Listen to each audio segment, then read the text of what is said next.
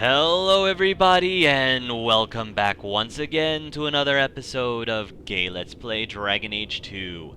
In our last episode we started exploring a bit more of Lowtown and talked a bit with her family, and now we're checking out this really curious wonder of wonders The place. estate better be worth the trouble. How Yes. good could it be?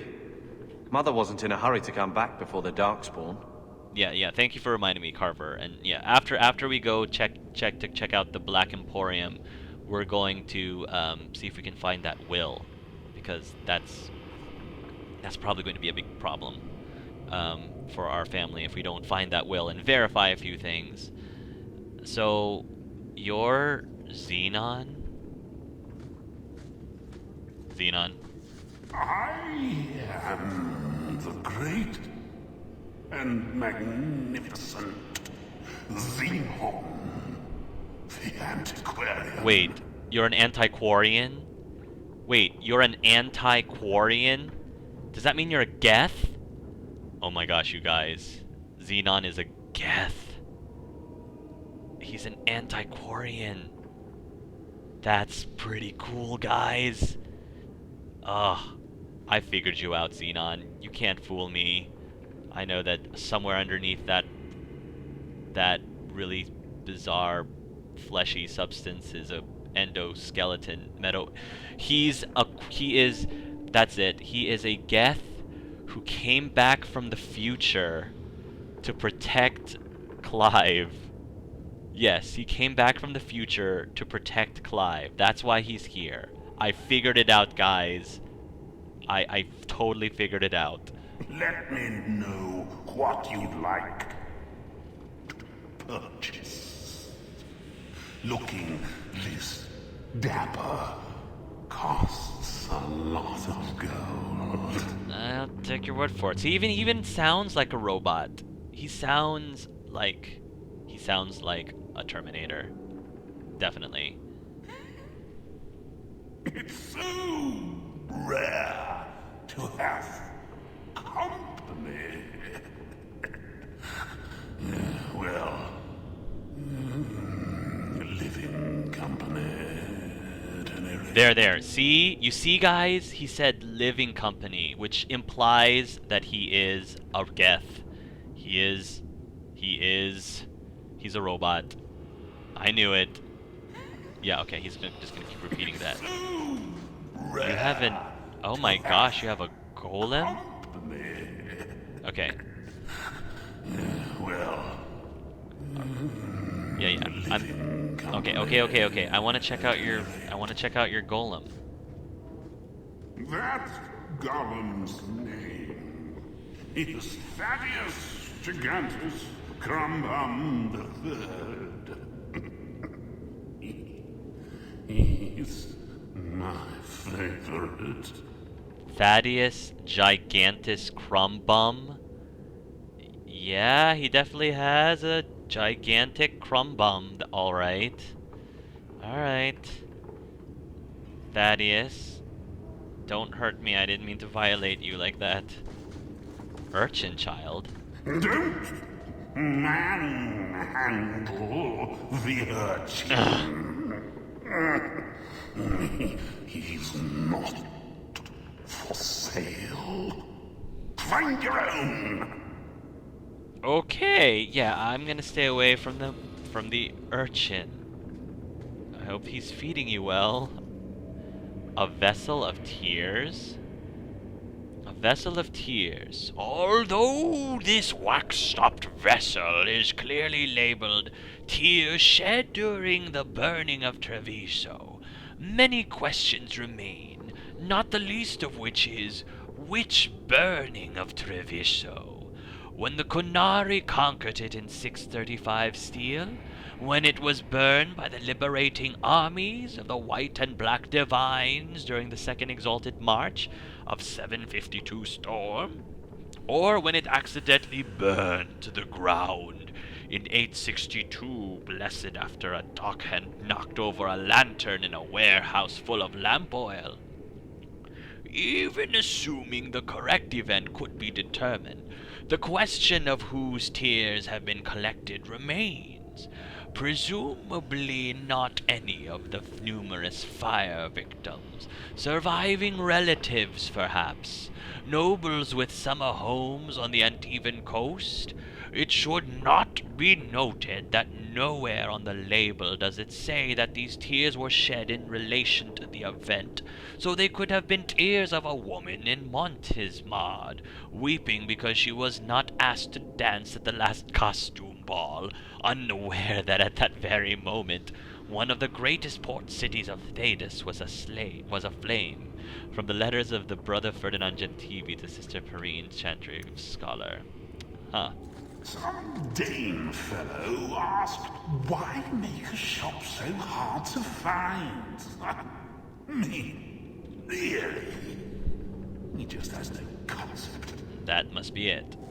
Do not stare too intently at that. On second thought, please do. Okay. Stare into the mirror of transformation. Okay. So this is basically the only way that you can tweak your Hawke's appearance. I actually kind of want to tweak one thing. Not really, not completely, but I just feel that depending on the camera angle, Hawke's face looks a lot rounder than I wanted it to look. And I guess it makes sense for after a year of working. I guess it makes sense if his features, if he lost a little bit of the baby fat after a year, so that he's not as round face, I guess. Yeah, let me just, now the chin width can be fine. The chin height, I just think the jaw just needed to shrink down. Yeah, that's really all I wanted to do was shrink down his jaw. Cheekbone. Over time, his face, I guess, I'm trying to get back towards the shape more like Carver's, I guess, and that'll probably work out. That's really all I wanted to do, to be quite honest. Okay, so yeah, I think that's done, right? Confirm? Yes, confirm. Perfect. Yeah, I think Clive looks a lot better now. Alright. Emporium's relics and antiques. Oh. These are way too expensive for me right now. Yeah. Really expensive. Oh boy. Maker's Sai allows you to reallocate your talents and specializations and all that good stuff. I don't think I'll be needing it. I tend to plan my powers very carefully, so I don't have to reallocate anything. Ah, crafting materials. Ah, wow. This is a lot of stuff.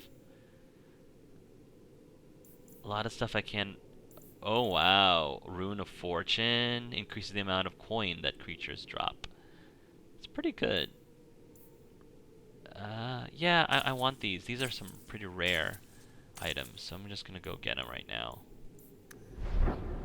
And, yeah, we've got... We're probably gonna have to talk to Sandal. Box of Screaming.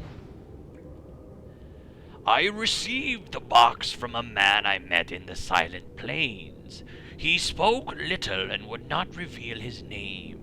For reasons I shall not detail here, I had been kidnapped and left for dead in that grey, wind-blasted wasteland. After days of walking, I was parched and close to death. I was about to dash my head on a rock to speed my passing when the man arrived.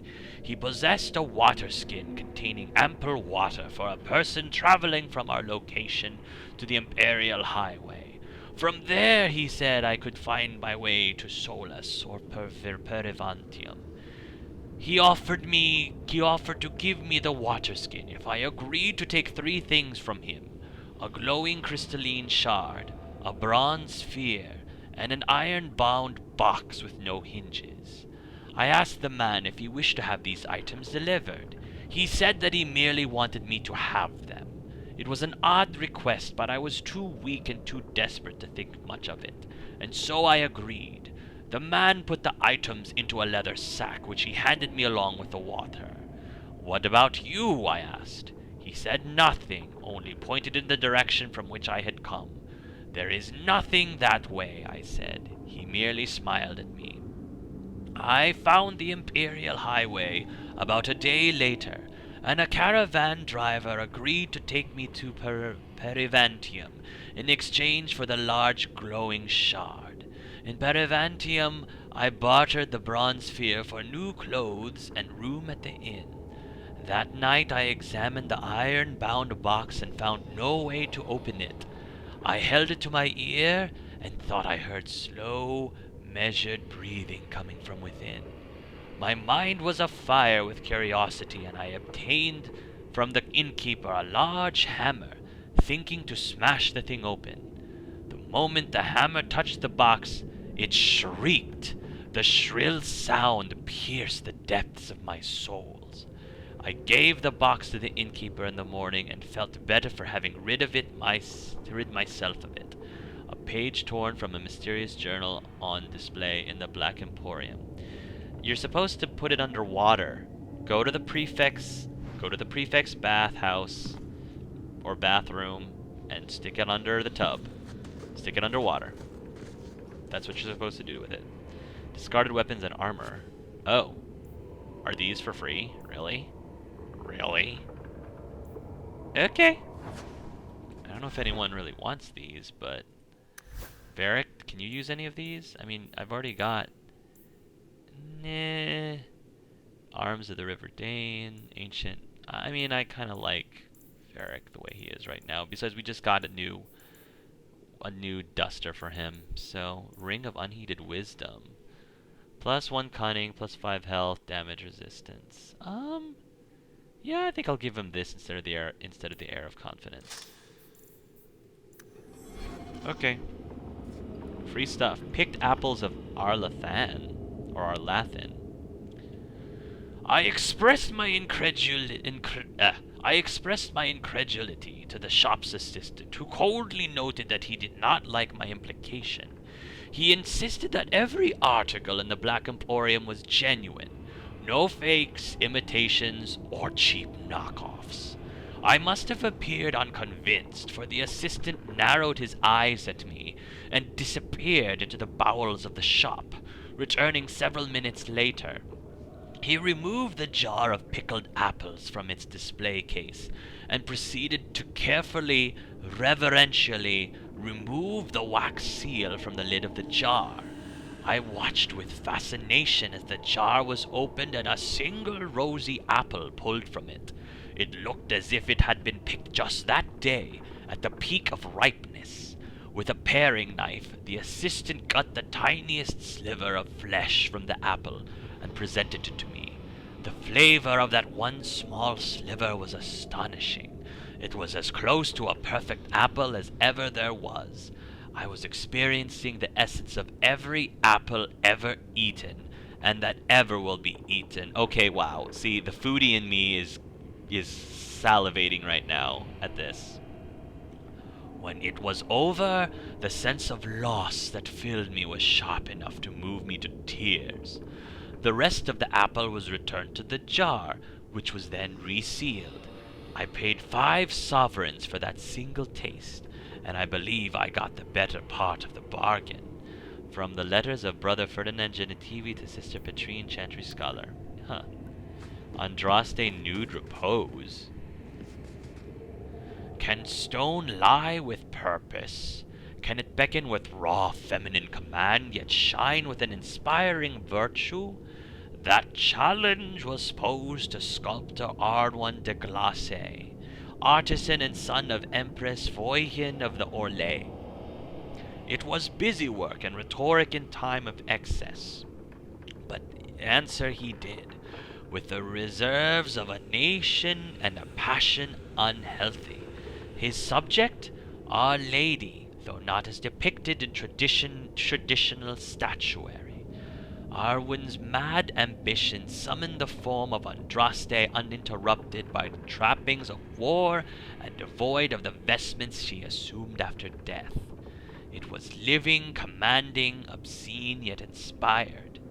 To gaze upon it was to be enthralled, spiritually and physically. It was the latter that alarmed the Chantry officials.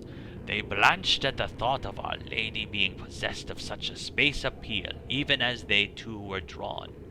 The work could not be destroyed without threatening the balance between empire and hallowed, so a grave censorship was enacted under the guise of honoring. Enchanters were tasked with extending the ethereal that hides the fade, drawing it around the form like a cloak. Our Lady remains in the stone and in this world, but mortal eyes are forever denied her treasure and glory. She is veiled in every sense. As in all things, unintended consequences must vex those with pure intentions. Modesty would have been better served by a thickened sheet drawn back when techniques were to be studied. As it is, the sculptor's skills are accessible only to an exploring touch, defining the shape by intimate caress. Okay, this is starting to get really kinky. All manner of strange congress has stemmed from tempted hands and the innocent wish for clarity. From Art and Shame, Forbidden Wonders of Faith by Foicien de Petit Foret, translated by Philium. A bard! Exclamation point. Please, don't fondle and trust. Don't worry, she's not really my type, sir. Alright, Mr. Antiquarian Gethman. I'll probably be back later. See ya, urchin child. Don't let yourself get manhandled now. Okay. Let's go to... We already went to Hightown. We haven't been to the docks. We've been to the Hanged Man. We went to Lowtown. We've been to our house. The only places we haven't been to yet, are the docks and Darktown. And we've got a lot of things in Darktown. So let's just go there now. Because I think one of those items is the will, and I really want to get to that. Okay. Oh, Elven Radicalist. A little something of yours I picked up somewhere. I thought this was lost. Perhaps it should be. But that does not diminish your kindness. You're welcome, Sir Elf. Okay. Wow. Tom Wise. Tom Wise? Huh? Oh, Hawke. Haven't seen you since we did that job together for Athenril. Been a while. Heard you're going on some expedition into the deep roads. And right into Darkspawn territory. Sure that's wise? We can't all make a living in the Undercity. Just watch your back. That's all I'm saying. Say, you still in the market for some poisons? Athenril's scarce these days. And the coterie have their own mixers. You find any rare reagents and want me to whip you up something, just let me know. In fact, since you're an old friend, here's a recipe. My speciality. Everyone needs an edge sometimes, right? Alright. Poisons and grenades. Alright, I'll keep that in mind. Poisons and bombs. I should learn to use those more. Outsiders think they can change us. I just have an issue, like I said. We're under attack. Whoa! Whoa! Okay. I was gonna say, I have an issue with expendables, because I never want to use them, because I always feel like I might need them later. Okay, so... yeah, we're gonna have to bring out our dog. Yeah, do that. And... you know what? Stun these guys first. As much as you can. Oh, there's the main rogue. Oh my gosh. Who just did that? Was that you? Was that my brother? Awesome. I was like, I didn't even have time to hex him yet. That's how we did it back in Pharrell. Here. We'll soften up even more. Okay, nice. Alright, that wasn't as hard as I thought it was. Is our... I'm just making sure that our difficulty is still hard. Yeah, okay. I'm just making sure.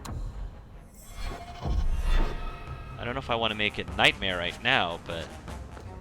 Okay, I think combat's over. Oh no, there's one more... There's one more back there. Okay,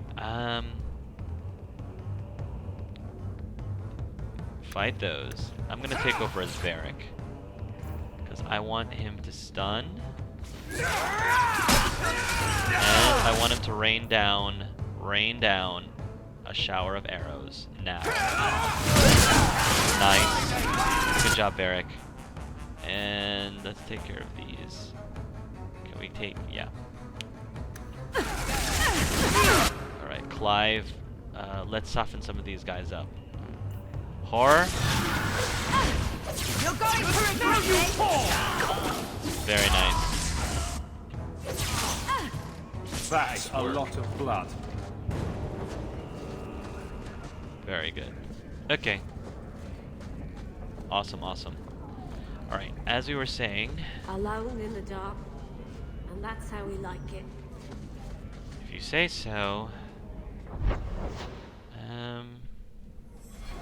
Let's go this way first.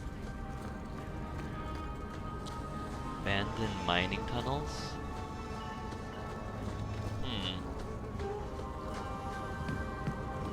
Ooh, death root.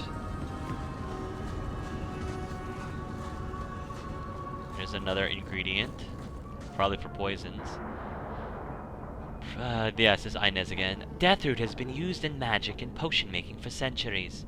It's a fragile-looking plant with a thin stalk and purple flowers, which fruits once a year, developing bright red fleshy pods that cause disorientation and dizziness if ingested. There are two varieties. The more common arcanist deathroot was first, or arcanist, deathroot was first found by Archon Hadrianus when he discovered it growing on several dead slaves. The other, lunatic's deathroot, is most closely associated with the story of the courtesan Melusine, who sought revenge on a powerful magister and his family. She harvested the plant, baked it into small pies for the magister's banquet, and presented them to the magister at a banquet.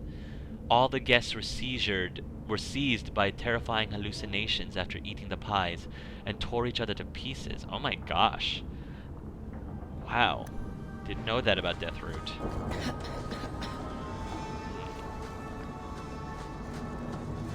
Oh wow, look at the water.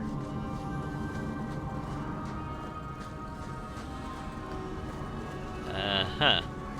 Danzig? Mind your manners. This is my territory. Okay, okay. Sister Plint's remains? Wait.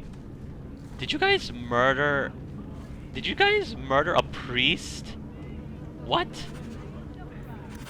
The remains of a missionary sister who sought to bring the chant of light to the dark places of Kirkwall. The chantry archivists are always looking to catalog their lost on the memorial wall. That is that is grim. Sure, let's just carry around this corpse with us in our inventory. Why not? Okay. Onward then. What's up here? People choose to live here? It amazes me. Yeah, well. I guess I'd rather live in Lowtown than live in here. This place is just as dumpy, if not more so, if you can imagine it. Darktown was once a mine controlled by the Tevinter Imperium. Once exhausted, the mine shafts were extended under the city to dispose of sewage from Kirkwall's overcrowded population of slaves. Unsurprisingly, the tunnels became a refuge for those fleeing captivity. A similar trend continues today. The Undercity, as some call it, is home to the diseased, the insane, to criminals, and even the dead. Unwanted corpses are often discarded here by murderers and lazy undertakers. Well, we already saw that. Darktown slums makes Lowtown look pleasant. Yeah, that's what I thought, in comparison. The foul miasma known as choke damp clogs and swells in every corner of the Darktown creating a poisonous mist. Its sewers are a dangerous place. The walls are damp, slick, and coated with phosphorescent lichen. The sewer is a maze, and one foolish enough to enter is not likely to be heard from again. From In Pursuit of Knowledge, yeah, by Brother TV. Wow, this place. Never knew humans could be this poor. The Antiquarian. And yeah, I think Tom Wise we've already spoken to. Okay.